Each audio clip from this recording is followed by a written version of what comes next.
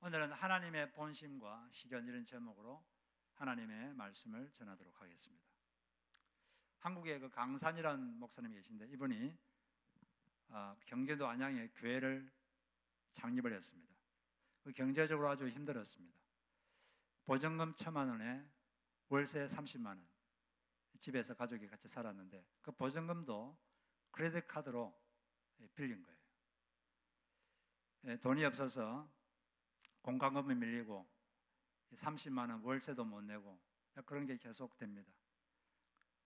아내가 돈을 벌었지만 턱없이 모자라고 또 빚을 못 갚으니까 검은 양복을 입은 사람들이 와가지고 위협도 하고 하나님에 대한 원망, 그리고 인생에 나는 패배자다, 패배의식, 이런 것 때문에 잠 못 이루는 밤들이 아주 많았습니다. 너무나 마음이 힘들었어요. 힘드니까 기도를 했습니다. 교회에서도 기도하고 집에 와서도 기도하고 또 자기가 졸업한 신학대학원 기도실에서도 기도하고 그렇게. 근데 그런 시간이 좀 오래 지났어요. 그러던 어느 날 기도를 마칠 때쯤 돼서 하나님께서 그에게 말씀하셔서 영적 음성을 들었습니다. 하나님께서 이렇게 마음속에 환경을 이기라, 이렇게 주님께서 말씀하셨습니다. 환경을 이기라. 하나님께 질문했습니다. 하나님 어떻게 환경을 이깁니까? 그러니까 하나님이 다시 말씀하셨습니다. 감정을 이기는 것이 환경을 이기는 것이다. 감정을 이기는 것이 환경을 이기는 것이다. 그 말은 맞는. 그래서 하나님께 또 물었어요. 그러면 힘들 때 감정을 어떻게 이깁니까? 그러니까 주님께서 이렇게 명확하게 말씀하셨다고 합니다. 놀라운 해결책을 주셨어요. 감사하라. 감사함으로 감정을 이겨서 환경을 이기라는 그런 말씀이죠. 근데 감사하라 그러니까 처음에는 좀 화가 났습니다. 하나님께 대해서 화가 났어요. 아니 일이 잘 되거나 아니면 잘 되려는 기미라도 좀 있어야 감사할 텐데 전혀 그런 기미도 안 보이고 그런 시간이 오래 지나니까 이 감사한다는 게 좀 이렇게 좀 마음이 그랬습니다. 그런데 하나님은 그 모든 상황에서도 감사하라는 거죠. 내가 그냥 순종해야겠구나. 순종하기로 했습니다. 그래서 하나님 앞에 의지적으로 감사하기로 그 작정을 했습니다. 집에도 잘 버는데도 감사하라 이런 말씀도 적어놓고, 그리고 그런 말씀을 읽고, 또 마음으로 감사가 안 되기 때문에 그냥 하루에 1,000번씩 감사합니다 이렇게 고백하기로 했어요.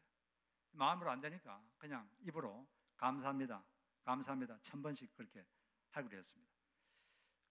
근데 그렇게 감사하기로 작정하니까 마음에 조금씩 평안이 찾아오기 시작했습니다.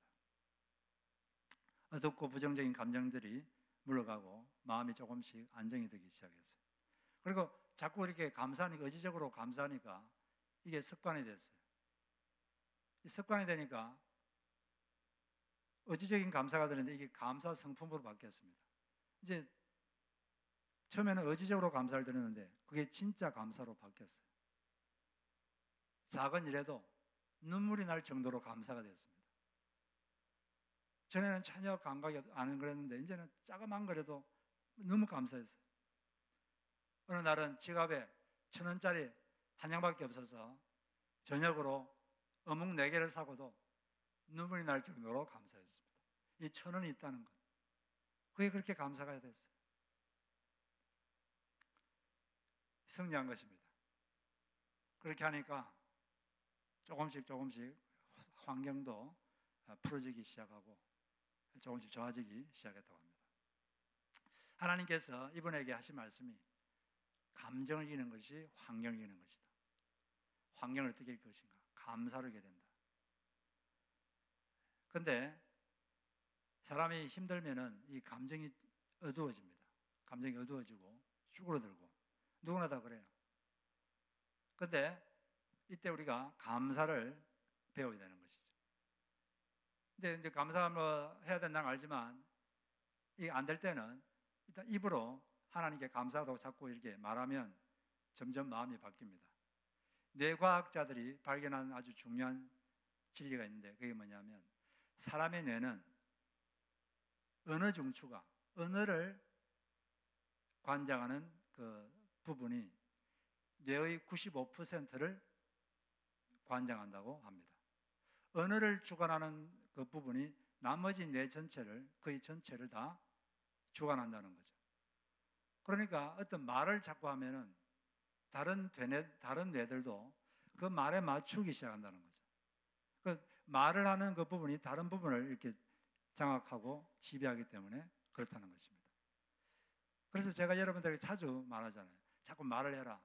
마음이 좀 안 따라와도 네가 원하는 그 상태가 되도록 자꾸 말을 하고 생각하고 그러면 점점 우리 감정도 바뀌고 그게 사실입니다. 그래서 여러분들이 감사가 안 되면 이분처럼 하루에 1000번씩만 감사합니다고 한번 해보세요. 그러면 감사가 됩니다. 용서가 안 되는 사람이 있으면 딱 한 20번만 큰 소리로 하나님 제가 그 사람 용서합니다. 한 20번만 해보세요. 그럼 마음이 확 바뀝니다. 이 사람의 말은 강력한 영적 세계에 파워가 있는 거예요. 우리 감사해야지 우리 환경을 이길 수가 있습니다. 여러분 자신에 대해서 감사하십시오. 우리 자신을 보면 부족한 점도 많잖아요. 부족한 점도 많고 내가 왜 이럴까? 자기 자신을 싫어하는, 그래서 자기 자신을 싫어하는 사람도 많아요. 나는 내가 싫다. 자기를 자학하고 자기를 싫어하고 자기 환경을 싫어하고.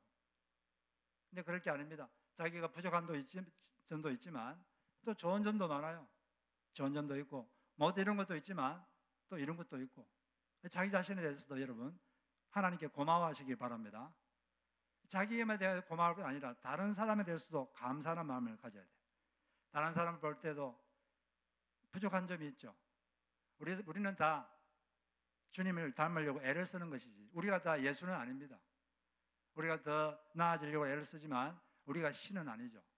그런데 사람에게 자꾸 신이 되기를 요구하는 경우가 있습니다. 그래서는 안 되겠죠. 사람들은 다 부족한 게 있고 그렇기 때문에 그 사람의 좋은 점을 자꾸 보고 그걸 감사하고 또 그 사람을 도와주려고 기도해주고 도와주고 그것이 바로 올바른 그리스도인 줄로 믿습니다. 자녀들도 마찬가지. 자녀들을 볼 때도 자녀들의 부족한 모습 그것만 보고 자꾸 말하면 자녀들이 부모를 싫어합니다. 그런 부모하고는 같이 있기가 싫어요. 자꾸 멀어지죠. 자녀들의 부족한 점이 있지만 또 좋은 점도 있잖아요. 그걸 보면서 감사하고 하나님께 고마워하고 그럴 때 자녀들도 더 재능이 개발되고 그 속에 하나님 주신 잠재력도 늘 좋아질 줄로 믿습니다. 우리 교회도 마찬가지예요. 여러분들도 보면 우리 교회가 부족한 점이 많습니다. 그렇지만 또 우리 교회는 좋은 점도 있어요. 하나님께서 우리 교회를 통해서 하지 못한 점도 있지만 또 하신 일도 있습니다. 그런 거 보면서 하나님께 감사하고 그것이 바로 그리스도 안에 있는 우리 올바른 성도의 자신인 줄로 믿습니다. 감사함으로써 어떤 환경이 오든지 승리하시고 감사로 감정을 이기고 감정을 이김으로써 환경을 이기는 여러분 되시기를 바랍니다. 이분에게는 하나님께서 감사로 환경을 이기라 이렇게 말씀하셨는데 오늘 이 야고보서에서는 시련을 당할 때 힘들 때 또 다른 감정으로 이 환경을 이기라 이렇게 말하고 있습니다. 그 감정이 무슨 감정입니까? 기쁨의 감정. 기뻐함으로써 이 시련의 환경을 이기라 이렇게 우리에게 도전하고 있습니다. 이 야고보서는 예수님의 형제 야고보입니다. 예수님의 남동생 야고보 사도인데 이 야고보 사도가 있을 때 그 1세기에는 너무나 예수 믿는 사람들은 핍박이 심했어요. 다른 이유뿐 아니라 예수를 믿는다는 그 이유 때문에 여러 가지 시련들이 있었습니다. 믿음의 시련이죠. 믿는 것 때문에.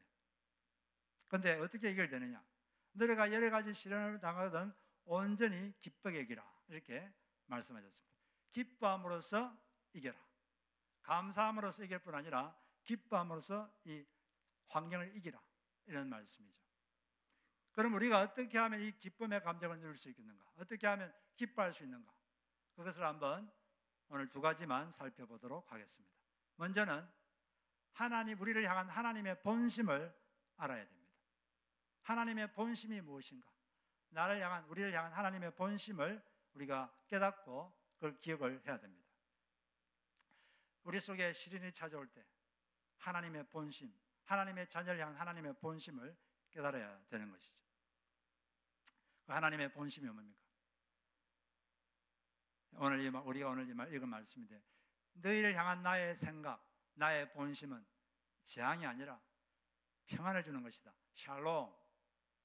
너에게 샬롬을 주는 것이다. 그리고 너에게 미래와 희망, 즉 희망찬 미래를 주는 것. 이것이 너희를 향한 나의 생각이다. 하나님이 명확하게 자신의 본심을 밝히셨습니다. 이 주님의 본심은 그때도 그랬고 지금도 동일합니다. 우리 환경이 바뀔지 모르지만 하나님의 본심은 바뀌지 않습니다. 이 시련의 이유는 여러 가지예요. 제가 전에도 말씀드렸지만 이 야고보가 지금 상대하고 이 사람들은 주로 믿음의 시련입니다. 믿음 때문에, 그들이 갖고 있는 믿음 때문에 시련을 당했어요. 예수님 때문에 시련을 당한 거죠. 또 시련은 자기 잘못 때문에 시련 당할 수도 있습니다.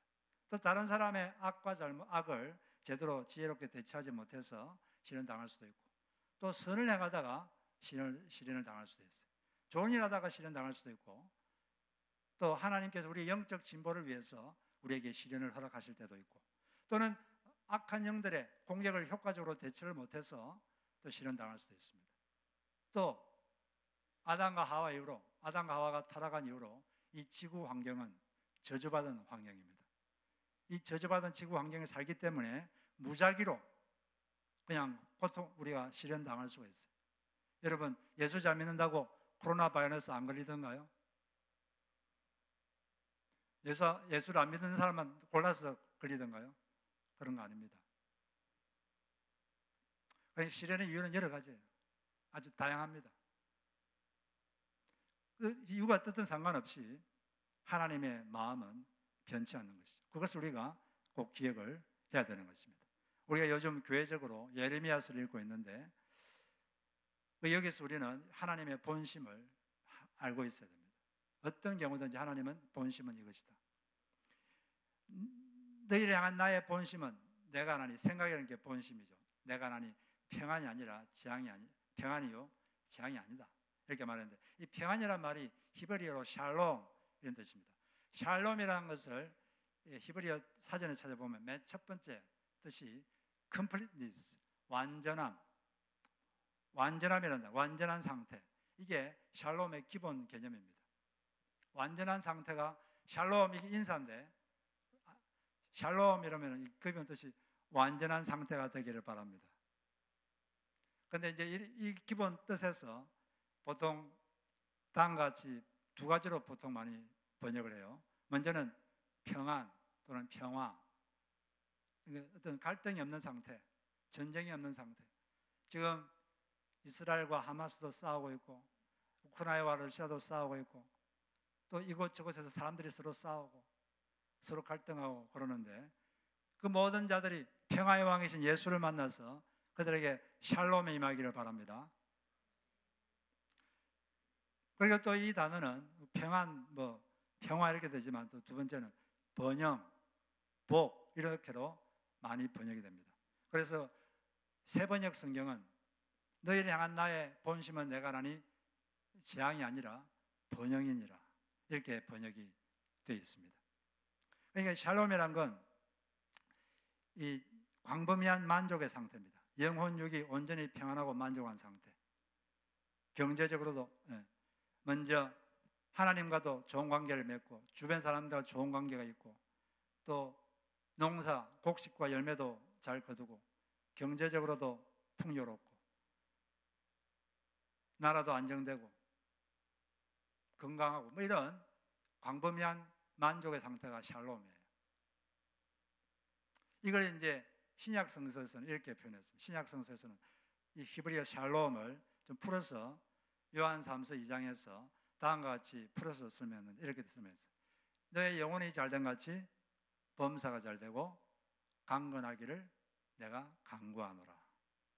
너의 영혼이 먼저 하나님하고 올바른 관계가 있고, 그런 상태에서 너가 하는 일이 잘되고 그 다음에 건강하기를 요한 사도는 기도했습니다. 이게 바로 샬롬의 상태죠. 그런 샬롬의 상태가 여러분에게 임하기를 바랍니다.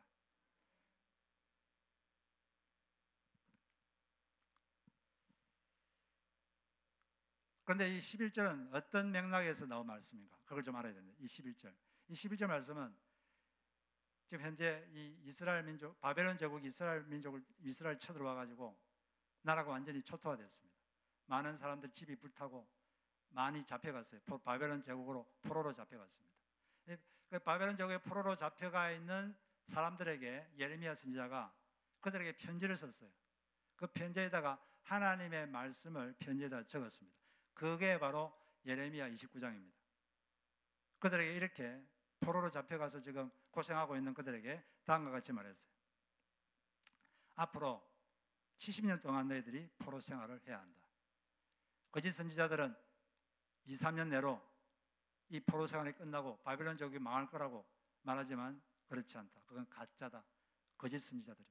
70년 동안 너희들은 포로 생활을 해야 된다. 너희들이 사는 곳의 평화를 위해서 기도하라. 그렇지만 70년이 지나면 모든 것을 회복시켜 주겠다. 다시 고국으로 돌아올 수 있도록 해 주겠노라. 이렇게 예언을 하셨어요. 바로 그런 다음에 오늘 이 예레미야 29장 11절 말씀을 하는 거예요. 너희를 향한 나의 생각은 내가 안 하니 재앙이 아니라 평안이다. 그리고 너희에게 희망찬 미래, 밝은 앞날을 주고 싶은 것이 나 하나님의 너희를 향한 뜻이다. 할렐루야. 이렇게 말씀하셨습니다. 그런데 본심이 그러신데 왜 70년 동안이나 그렇게 포생을 하게 하십니까? 이런 의문이 나올 수 있습니다. 그렇게 한 것은 그럴 필요가 있었기 때문입니다. 하나님께서 왜 바벨론 제국이 쳐들어와서 그 이스라엘 민족의 집들을 다 불태웠느냐? 그 집들을 다 불태운 이유를 주님께서 예레미야 32장에서 이렇게 설명했어요. 너희들이 너희 집에서 바알에게 향을 피워 올리고 여러 우상들에게 술을 부어 드리고 너희 집에서 역겨운 우상들에게 많은 우상 숭배를 했다. 그리고 그곳에서 바알의 교리를 따르는 그런 악한 삶을 살았다. 그 가정스러운 행동을, 그 가정스러운 일을 한 그 집을 내가 불태워버리겠다. 그 집을 바벨론 군대를 쳐들어오게 해서 바벨론 군대를 통해서 그 집을 다 불태워버렸어요. 가정한 일을 한 그 장소를 불태워버린 거죠.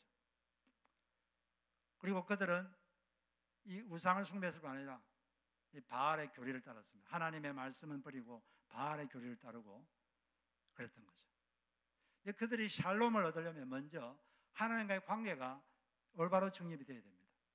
이 샬롬은 가장 기본이 기초가 하나님과의 올바른 관계예요. 이게 안 되면 그 샬롬은 오지 않습니다. 그렇기 때문에 하나님과의 관계 정립, 바른 관계 정립, 그것이 필요하기 때문에 그것을 위해서 70년 동안 그런 징계 기간을 거쳤던 것이죠. 왜 70년이나 그걸 길게 하느냐? 이게 70이라는 숫자는 상징적인 의미가 있습니다.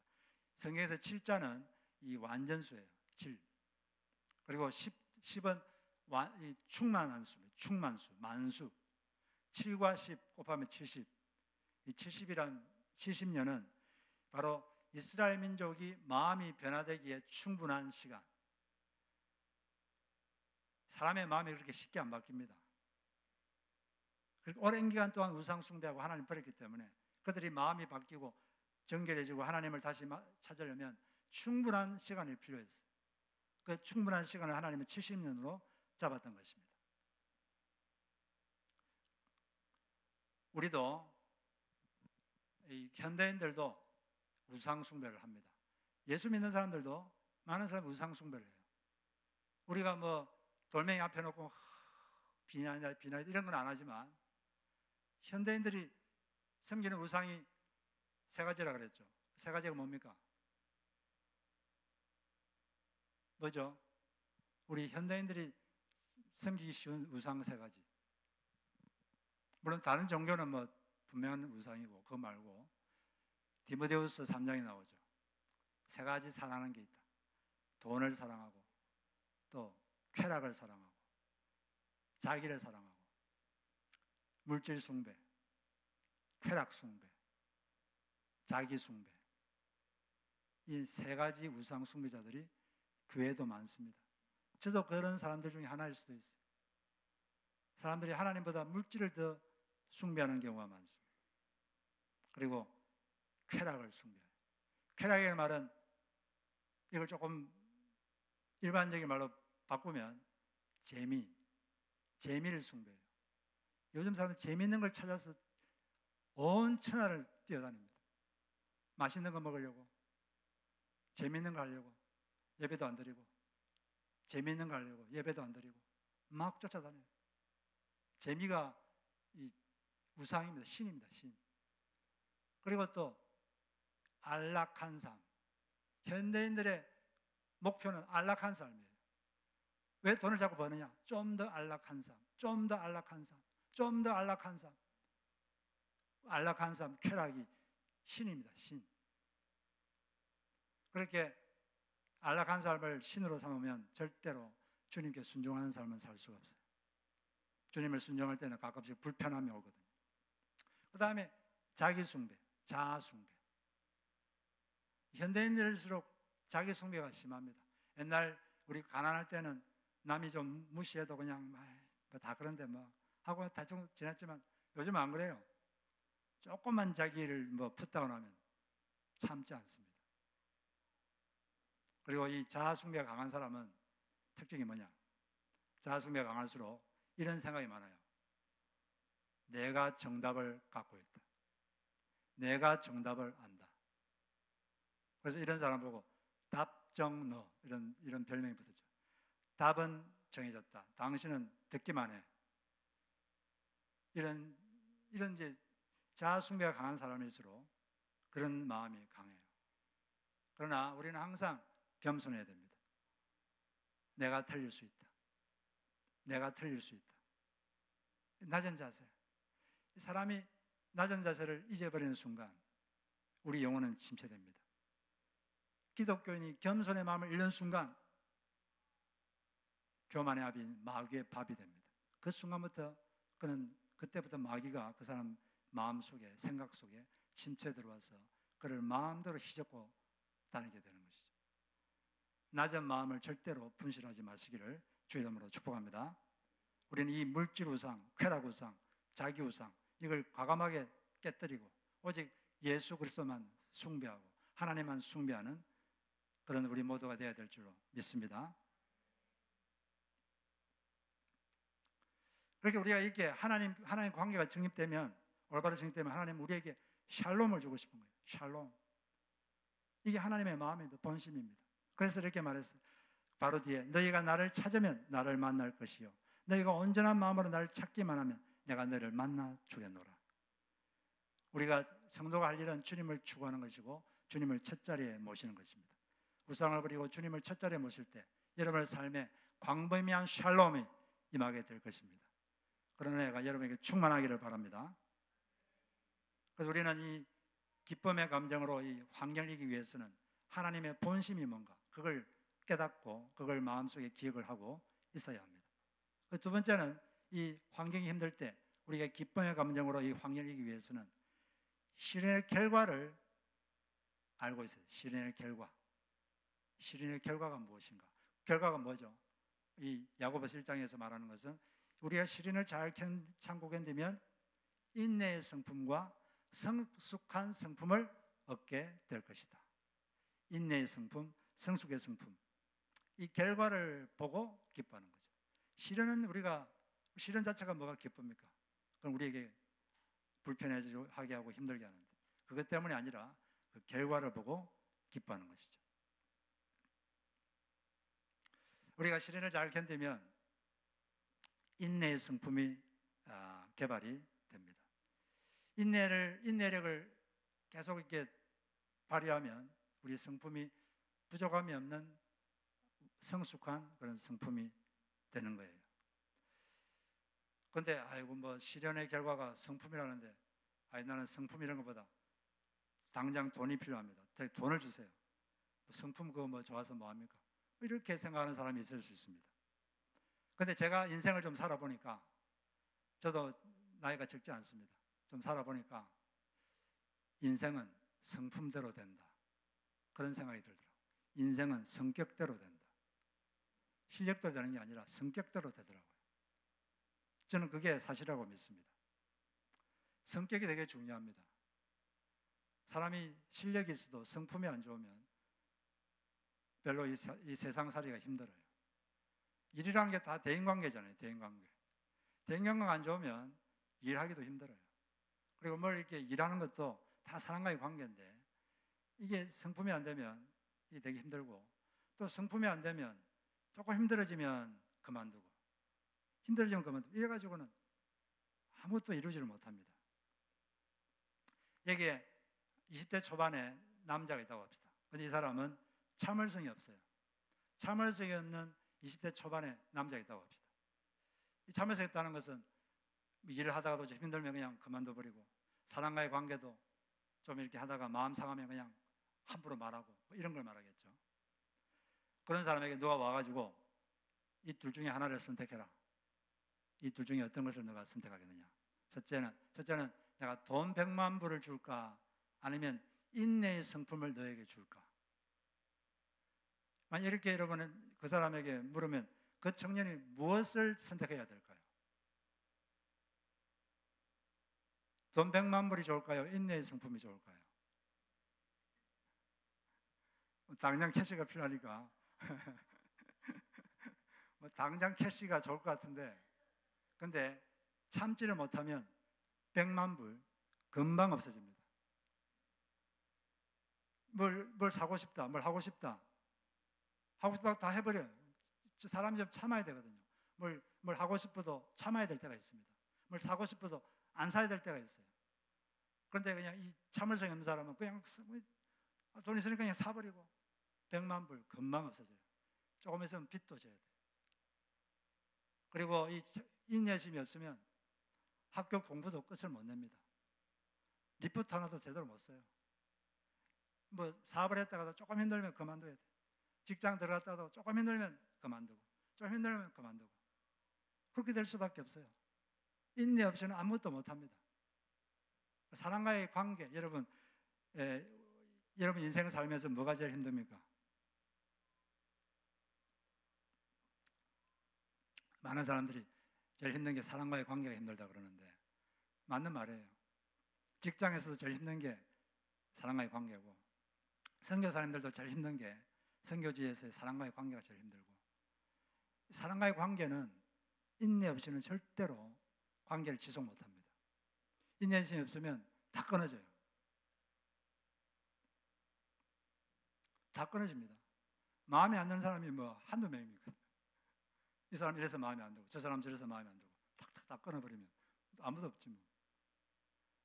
인내심은 되게 중요한 거예요. 그래서 아이고 시련을 잘 참고 견디면 인내의 성품, 성숙한 성품 준다. 이 대단한 겁니다, 여러분. 그러면 그 성품이 있으면 하나님께 쓰임 받고 여러분 하는 일도 잘 돼요. 이 바스테라고 하는 유명한 과학자가 있죠. 이 사람이 다음과 같이 말을 했습니다. 목표를 이룰 수 있게 해주는 나의 비밀을 한 가지 말하겠다. 나의 힘은 끈기에 있다. 이 사람이 많은 걸 성취했는데 그 비결이 바로 끈기, 포기하지 않는 끈기에 있다. 이렇게 스스로 말을 한 것입니다. 우리가 이 시련을 잘 견디면 우리에게 인내의 성품이 개발되고 그 끈기로 우리는 다른 것들도 잘 할 수가 있게 되는 것입니다. 물론 집념과 집착은 좀 구별해야 돼요. 집념은 포기하지 말아야 될 것을 계속 하는 게 집념이고, 집착은 포기해야 될 것을 빨리 포기하지 못하는 게 집착이죠. 집착은 버리고 집념을 우리가 가져야 됩니다. 이거는 분별력이 필요하긴 한데 하여튼 우리가 인내가 필요한 것입니다. 하나님 이 성경에도 보면은 많은 사람들이 하나님께서 하나님의 사람들에게 인내를 요구하셨어요. 아브라함도 25년 동안 기다리게 하셨고, 야곱도 마찬가지. 야곱도 20년 동안 외삼촌을 위해서 고생했는데 제대로 대우도 못 받고 품삯도 받지 못하고, 그렇게 20년을 지내게 한 다음에 하나님께서 다 회복을 시켜 주셨습니다. 거기 야곱의 고백을 들어보면 창세기 31장에 외삼촌에게 이렇게 항변합니다. 낮에는 더위에 시달리고 밤에는 추위에 떨면서 눈 붙일 겨를도 없이 지낸 것, 이것이 바로 저의 형편이었습니다. 저는 장인 어른의 집에서 20해를 한결같이 이렇게 살았습니다. 두 따님을 저의 처로 삼는하고 10년하고도 4년을 장인 어른의 일을 그냥 해드렸고, 지난 6해 동안은 장인 어른의 양떼를 돌보았습니다. 그러나 장인 어른께서는 저에게 주셔야 될 품삯을 10번이나 바꿔주셨습니다. 이렇게 고생했어요. 고생하면서 20년을 살았어요. 그러니까 하나님께서 그 외삼촌의 것을 빼앗아서 야곱에게 다 주셨습니다. 디모데후서 2장 24절에도 주님의 종은 다투지 말아야 합니다. 그는 모든 사람에게 온유하고 잘 가르치고 참을성이 있어야 하고 반대하는 사람을 온화하게 바로잡아 주어야 합니다. 그렇게 하면 아마도 하나님께서 그 반대하는 사람들을 회개시켜서 진리를 깨닫게 하실 것입니다. 야고보서 5장 보십시오. 참고 견딘 사람은 복되다고 우리는 생각합니다. 여러분은 욥이 어떻게 참고 견뎠는지를 들었고 또 주님께서 나중에 그에게 어떻게 하셨는지를 알고 있습니다. 주님은 가여워하는 마음이 넘치고 불쌍히 여기는 마음이 크신 분이십니다. 사람마다 다 자기 속도가 있어요. 자기 속도가. 달팽이는 1시간에 48m 갑니다. 토끼는 빨리 가죠. 우리 사람마다 다 속도가 있어요. 자기 속도를 알고 좀 끈기 있게 해야 돼요. 끈기 있게. 끈기가 없으면 아무것도 하지 못합니다. 주님의 일도 끈기가 없으면 아무것도 못해요. 사람과의 관계도 끈기가 있어야 돼요. 그리고 일도 마찬가지. 일도 끈기 있게 해야지 일도 잘 되고 기술도 끈기 있게 배워야지 되고 뭐든지 눈부신 끈기로 여러분 승리하시기를 바랍니다. 한경직 목사님이 은퇴하신 후 LA 지역의 목회자들에게 세미나를 열었는데 목사님들이 이렇게 물어봤어요. 목사님의 목회 철학이 무엇입니까? 후배들에게 가장 중요하다고 생각되는 거 한 가지만 말씀해 주십시오. 그러니까 다음과 같이 말씀하셨습니다. 제가 목회에 오면서 저는 오랫동안 참았습니다. 참는데 훈련되지 못하면 주님의 일을 하지 못합니다. 설교 잘하는 분들은 많은데 잘 참는 분은 찾기 쉽지 않습니다. 그러나 참으면 처음에는 지는 것 같은데 결국에는 승리합니다. 저는 사람 앞에서는 참고 기도하면서 하나님 앞에 많이 울었습니다. 참는다고 하는 것이 저편 사람에게 줄 고통을 내가 받는 것이기 때문에 내가 말을 안 하고 참으면 내가 그 고통을 받는 것입니다. 그래서 그것은 쉽지 않습니다. 이렇게 말을 했다고 합니다. 시련을 당할 때는 시련을 이기는 것이 이 감정을 이겨야 이 시련을 이기는 것입니다. 우리는 감사로 여러분 감정을 이기시고 또 기쁨으로 이겨야 되는데 우리가 기뻐하려면 먼저 하나님의 본심, 여러분의 하나님의 본심은 샬롬입니다. 샬롬. 이 샬롬은 하나님과의 관계가 먼저 올바라져야 그 다음에 나머지 곳으로 샬롬이 퍼져나가는 거예요. 하나님과의 관계가 삐뚤어지면 다른 것들 다 삐뚤어집니다. 하나님과 관계를 올바로 항상 정립하셔서 여러분 삶 전반에 샬롬이 넘치기를 바랍니다. 그리고 하나님을 모르고 예수를 몰라서 이런 샬롬을 누리지 못하는 사람이 너무 세상에 많아요. 이들에게 여러분 힘차게 예수를 전하시기 바랍니다.